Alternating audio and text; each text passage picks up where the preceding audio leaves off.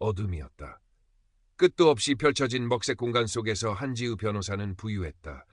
마치 어머니의 양수 속에 잠긴 태아처럼 혹은 광막한 우주를 떠도는 미아처럼. 그의 발밑도 머리 위도 사방 그 어디에도 경계는 없었다. 시간마저 흐름을 멈춘 듯한 정적 속에서 그는 다만 존재했다. 아니, 존재하지 않는다고 느껴졌다. 육신이라는 감옥에서 풀려난 영혼처럼 가볍고 자유로웠지만 동시에 그 무엇과도 연결되지 못한 채 철저히 홀로였다. 얼마나 그렇게 떠다녔을까? 문득 저 멀리 한 점 빛이 보였다. 아주 작고 희미했지만 칠흑 같은 어둠 속에서 유일하게 존재하는 실체였다. 빛은 서서히 그러나 분명하게 다가왔다. 마치 길 잃은 나그네를 부르는 등대처럼 혹은 새벽을 알리는 여명처럼. 지우는 본능적으로 그 빛을 향해 손을 뻗었다. 아니, 손을 뻗으려는 의지를 가졌다고 해야 할까? 육체가 없는 상태에서의 움직임은 오직 순수한 의지의 발현이었다. 빛이 가까워질수록 따스함이 느껴졌다. 한겨울 매서운 바람에 얼었던 손을 녹이는 온기였고 어머니의 품처럼 모든 것을 감싸 안는 포근함이었다. 그리고 그 빛은 하나의 형상을 이루기 시작했다. 인간의 모습은 아니었지만 그렇다고 낯설거나 두렵지도 않았다. 오히려 오래전부터 알고 지낸 존재처럼 친숙하고 정겨웠다. 왔구나, 지우야. 형언할 수 없는 그러나 영혼 깊숙이 울리는 목소리였다. 남성도 여성도 아니었고 젊지도 늙지도 않은 그저 죄 자체로 완전한 목소리. 여기가 어딥니까? 지우는 물었다. 목소리는 나오지 않았지만 생각은 분명히 전달되었다. 내가 있어야 할 곳, 그리고 내가 잠시 떠나온 곳이란다. 빛의 존재는 부드럽게 답했다. 주변의 풍경이 서서히 변하기 시작했다. 칠흑 같던 어둠은 사라지고 눈부시지만 결코 눈이 시리지 않은 빛으로 가득 찬 공간이 펼쳐졌다. 그곳은 마치 끝없이 펼쳐진 도서관 같기도 했고 고요한 호수 위에 세워진 정자 같기도 했다. 한국적인 아름다움과 초월적인 신비로움이 공존하는 꿈결 같은 장소였다. 저는 죽은 건가요? 죽음이란 무엇이라고 생각하니? 빛의 존재는 질문으로 답했다. 지우는 선뜻 대답할 수 없었다. 그는 평생 죽음을 생각해왔지만 그 본질에 대해서는 아는 바가 없었다. 아버지의 갑작스러운 죽음, 변호사로서 마주했던 수많은 죽음과 상실, 그것들은 그에게 고통과 허무, 그리고 세상의 부조리를 각인시켰을 뿐이었다. 저는 모르겠습니다. 솔직한 대답이었다. 빛의 존재는 마치 그의 마음을 다 읽고 있다는 듯 부드럽게 속삭였다. 괜찮다. 모르는 것은 당연하단다. 너희는 너무 많은 것을 안다고 생각하지만 정작 중요한 것은 놓치고 살아가니까.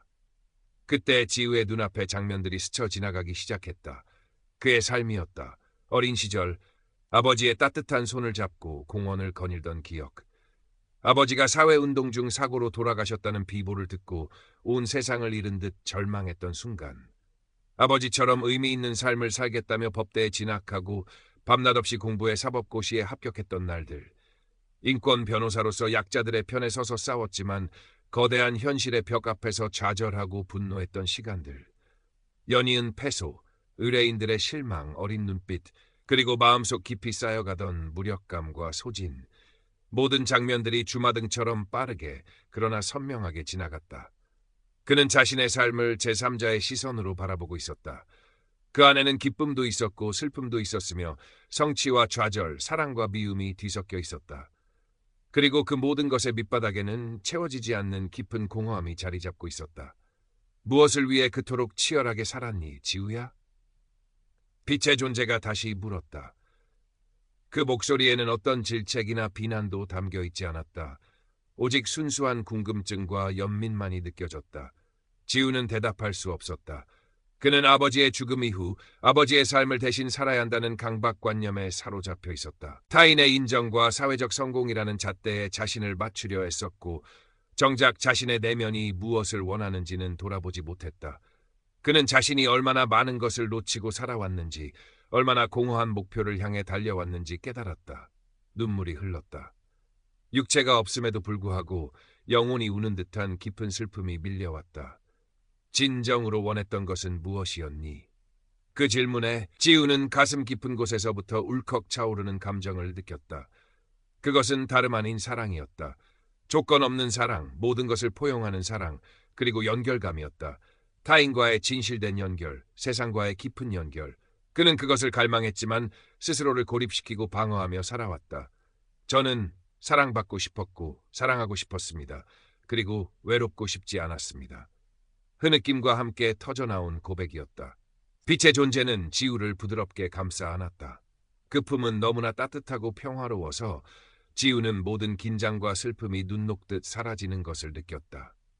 마치 오랜 방황 끝에 마침내 집으로 돌아온 아이처럼 그는 빛의 존재에게 온전히 기댔다. 너는 이미 사랑받고 있었고 사랑할 수 있는 존재란다. 그리고 너는 결코 혼자가 아니었어. 빛의 존재의 목소리는 확신에 차 있었다. 지우는 문득 아버지의 얼굴을 떠올렸다. 늘 엄격하고 이상을 추구했던 아버지였지만 그 이면에는 아들에 대한 깊은 사랑이 숨겨져 있었음을 이제야 깨달았다. 그리고 자신의 주변에는 늘 박선영처럼 진심으로 걱정해주는 친구가 있었고 자신이 외면했을지언정 수많은 사람들과 연결되어 있었다는 사실도. 얼마나 시간이 흘렀을까. 지우는 더 이상 슬프지 않았다. 대신 깊은 평화와 감사가 마음을 채웠다. 그는 자신이 얼마나 소중한 존재인지 그리고 삶이 얼마나 경이로운 선물인지 깨달았다. 이제 돌아갈 시간이란다. 빛의 존재가 말했다. 지우는 깜짝 놀랐다. 돌아가다니요? 저는 이곳에 머물고 싶습니다. 이곳이 너무나 평화롭고 행복합니다. 그는 진심으로 말했다. 현실로 돌아가 다시 그 치열하고 각박한 삶을 살아갈 자신이 없었다. 너는 아직 해야 할 일이 남아있단다. 그리고 네가 여기서 배운 것을 나누어야 해. 빛의 존재는 단호했지만 여전히 부드러운 목소리였다. 하지만 저는 두렵습니다. 다시 예전처럼 살아갈까봐, 이 모든 것을 잊어버릴까봐 두렵습니다. 두려워하지 마라. 이 경험은 내 영혼 깊이 새겨졌으니 결코 사라지지 않을 것이다. 너는 이미 변화했고 그 변화는 내 삶을 통해 드러날 것이다. 가서 내 삶을 살아라. 진실된 너의 삶을. 빛의 존재의 마지막 말과 함께 지우는 강렬한 빛 속으로 빨려 들어가는 것을 느꼈다. 아쉬움과 동시에 새로운 시작에 대한 미묘한 설렘이 교차했다. 그는 어둠 속으로 떨어지는 것이 아니라 오히려 더 밝은 빛을 향해 나아가는 듯했다. 흡! 한지우는 거친 숨을 몰아쉬며 눈을 떴다. 희미한 소독약 냄새와 함께 눈에 들어온 것은 병원 응급실의 하얀 천장이었다. 온몸이 땀으로 젖어 있었고 심장은 여전히 격렬하게 뛰고 있었다. 지우 씨, 정신이 들어요? 익숙한 목소리에 고개를 돌리자 걱정스러운 표정의 박선영 변호사가 그의 손을 꼭 잡고 있었다. 그녀의 눈에는 안도감과 함께 물기가 어려 있었다. 선영아, 여긴 응급실이에요. 한강변에서 쓰러졌다는 연락받고 내가 얼마나 놀랐는지 알아요? 심정지였다고 했어요. 정말 큰일 날 뻔했어요. 선영의 목소리가 떨렸다. 지우는 자신이 구사일생으로 살아났음을 깨달았다. 의사와 간호사들이 분주하게 그의 상태를 살폈고 이런저런 검사가 이어졌다. 과로와 극심한 스트레스로 인한 급성 심근경색이라는 진단이 내려졌다. 며칠간의 입원 치료가 필요했다. 지우는 멍하니 천장만 바라보았다. 방금 전까지 경험했던 일들이 꿈이었을까? 하지만 그 생생한 감각, 빛의 존재가 건넸던 말들은 너무나도 현실처럼 느껴졌다. 그것은 단순한 환각이나 꿈이 아니었다. 그는 확신할 수 있었다. 퇴원 후 지우는 자신이 맡고 있던 모든 사건에서 손을 떼고 휴직계를 냈다. 선영은 그의 결정을 존중해 주었지만 걱정스러운 눈빛을 감추지 못했다. 지우는 그녀에게 차마 자신의 경험을 털어놓을 수 없었다. 누가 믿어줄까? 미쳤다고 생각할지도 모른다. 그는 서울을 떠나 강원도의 작은 사찰에 머물렀다. 고요한 산사에서 그는 매일 새벽 예불에 참석하고 산길을 걸으며 명상에 잠겼다. 임사체험의 기억은 여전히 선명했고 그 경험은 그의 내면을 송두리째 흔들어 놓았다. 세상은 여전히 변함없이 각박하고 경쟁적이었다. 뉴스에서는 연일 자극적인 사건 사고들이 흘러나왔고 사람들은 여전히 성공과 물질을 향해 아등바등 살아가는 듯 보였다. 자신이 경험했던 그 평화롭고 사랑이 넘치는 세계와 현실 사이의 괴리감은 너무나도 컸다. 과거 그토록 중요하게 여겼던 성공, 명예, 타인의 인정 같은 것들이 이제는 하찮게 느껴졌다. 변호사로서 치열하게 싸워왔던 지난 날들이 마치 다른 사람의 이야기처럼 멀게만 느껴졌다. 그는 자신이 무엇을 위해 살아야 하는지, 앞으로 어떻게 살아야 하는지 알 수 없었다. 깊은 혼란과 무력감이 다시 그를 덮쳤다. 그곳에서 배운 것을 나누어야 한다고 했는데 나는 무엇을 나눌 수 있을까? 이 혼란스러운 경험을 누가 이해해 줄까? 밤이면 잠 못 이루고 뒤척였고 낮에는 하염없이 먼 산만 바라보았다. 그는 자신이 경험한 것의 진실성에 대해 끊임없이 의심했다. 어쩌면 그저 죽음의 공포가 만들어낸 뇌의 착각이었을지도 모른다는 생각도 들었다. 그러던 어느 날 사찰 마당 한 구석에서 작은 새 한 마리가 힘겹게 날갯짓하는 것을 보았다. 다른 새들은 이미 따뜻한 곳을 찾아 떠났지만 그 새는 미처 떠나지 못하고 홀로 남아 겨울을 맞이하고 있었다. 앙상한 나뭇가지에 간신히 매달려 찬 바람을 견디는 모습이 마치 자신을 보는 것 같았다. 지우는 조심스럽게 새에게 다가가 모이를 놓아주었다.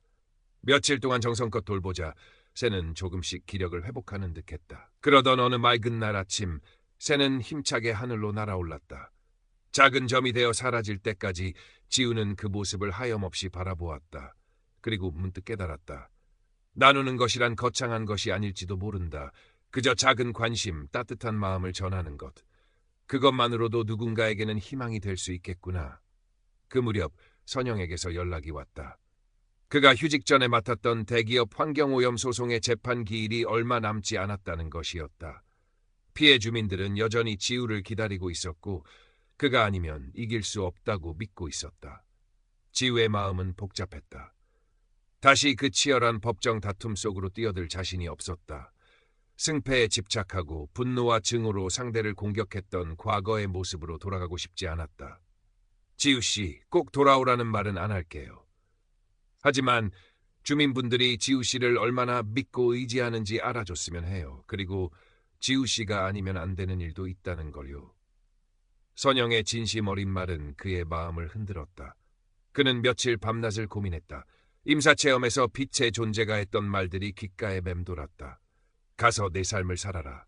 진실된 너의 삶을. 진실된 나의 삶이란 무엇일까? 모든 것을 포기하고 산속에 은둔하는 것일까?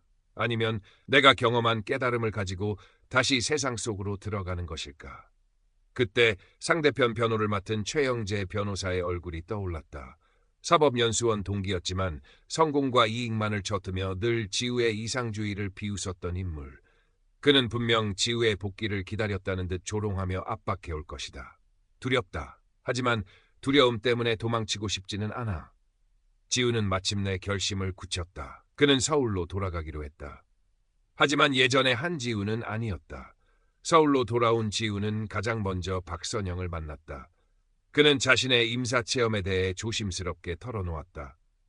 선영은 처음에는 믿기 어렵다는 표정이었지만 그의 진지한 눈빛과 차분한 설명에 점차 귀를 기울였다. 그녀는 모든 것을 이해하지는 못했지만 지우가 엄청난 경험을 했고 그로 인해 깊은 변화를 겪고 있음을 직감했다. 힘들었겠다, 지우야. 하지만 네가 뭔가 중요한 걸 깨달은 것 같아서 다행이라는 생각도 들어. 선영의 따뜻한 말은 지우에게 큰 위로가 되었다. 환경소송 재판 준비는 쉽지 않았다. 최영재는 예상대로 교묘한 방법으로 지우를 압박하고 자료 제출을 방해했다. 과거의 지우였다면 분노하고 정면으로 맞서 싸웠겠지만 지금의 그는 달랐다. 그는 감정적으로 대응하는 대신 침착하게 법적 절차에 따라 대응했고 무엇보다 피해 주민들의 이야기에 더욱 귀를 기울였다. 그는 주말마다 피해 지역을 찾아 주민들과 함께 시간을 보냈다. 그들의 아픔에 진심으로 공감했고 그들의 찢어진 마음을 어루만지려 노력했다. 승소를 위한 증거 수집을 넘어 인간적인 연결을 맺으려 애썼다.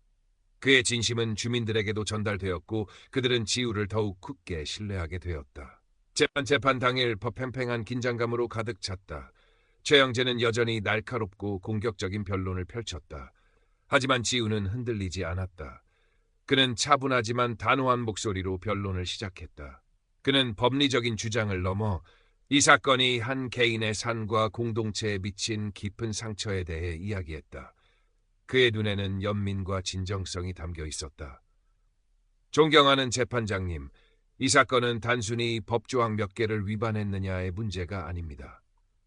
이것은 한 기업의 이기심이 평범한 사람들의 삶의 터전을 어떻게 파괴하고 그들의 영혼에 얼마나 깊은 절망을 안겨주었는지에 대한 이야기입니다.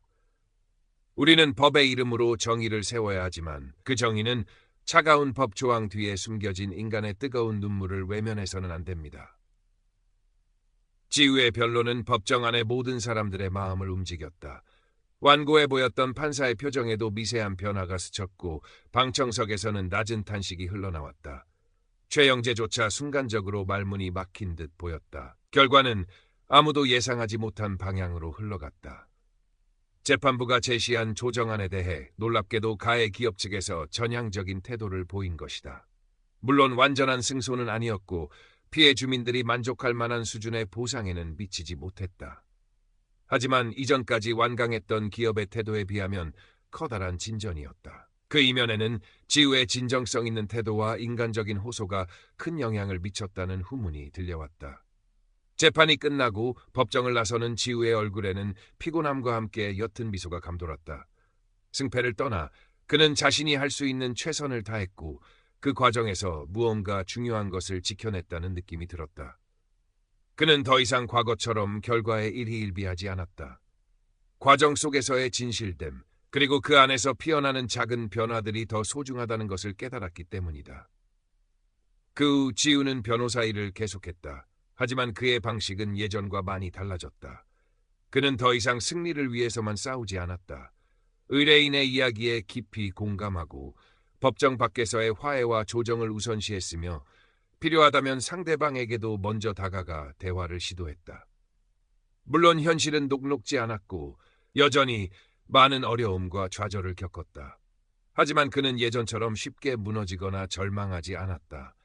그의 내면에는 임사체험을 통해 얻은 깊은 평화와 확신이 단단한 뿌리처럼 자리 잡고 있었다. 그는 자신의 경험을 바탕으로 작은 강연을 하기도 하고 비슷한 아픔을 가진 사람들을 위한 상담 봉사도 시작했다. 그의 이야기는 많은 사람들에게 잔잔한 울림을 주었고 어떤 이들에게는 삶의 전환점을 맞는 계기가 되기도 했다. 어느 늦은 가을 저녁, 지우는 오랜만에 한강변을 찾았다. 그가 쓰러졌던 바로 그 장소였다. 강물은 여전히 말없이 흐르고 있었고 강 건너편 도시의 불빛들은 밤하늘의 별처럼 반짝였다. 그는 자전거를 세우고 잠시 숨을 골랐다. 쌀쌀한 강바람이 그의 뺨을 스쳤지만 시원하게 느껴졌다. 문득 그는 빛의 존재가 했던 마지막 말을 떠올렸다. 가서 내 삶을 살아라. 진실된 너의 삶을. 지우는 가만히 눈을 감았다. 그리고 그의 가슴 속에서부터 조용히 피어오르는 따뜻한 평화와 감사를 느꼈다. 그는 이제 더 이상 삶의 의미를 찾아 헤매지 않았다. 의미는 찾는 것이 아니라 만들어가는 것이라는 것을 알았기 때문이다. 매 순간 진실되게 살아가고 작은 사랑을 실천하며 세상과 연결되어 있음을 느끼는 것. 그것이 바로 그가 찾은 삶의 방식이었다. 그의 입가에 희미하지만 진정한 미소가 떠올랐다. 마치 처음으로 세상의 아름다움을 발견한 아이처럼 그는 새로운 눈으로 자신을 둘러싼 모든 것을 바라보았다. 어둠이 깊을수록 별은 더욱 빛나듯 그의 영혼은 더 깊고 맑게 빛나고 있었다. 그는 다시 자전거에 올라 페달을 밟았다. 집으로 돌아가는 길, 그의 발걸음은 그 어느 때보다 가볍고 희망에 차 있었다. 그의 앞에는 아직 가야 할 길이 많이 남아 있었지만 그는 더 이상 두렵지 않았다. 그에게는 삶이라는 위대한 선물이 주어졌고 그는 그 선물을 온전히 살아낼 준비가 되어 있었다.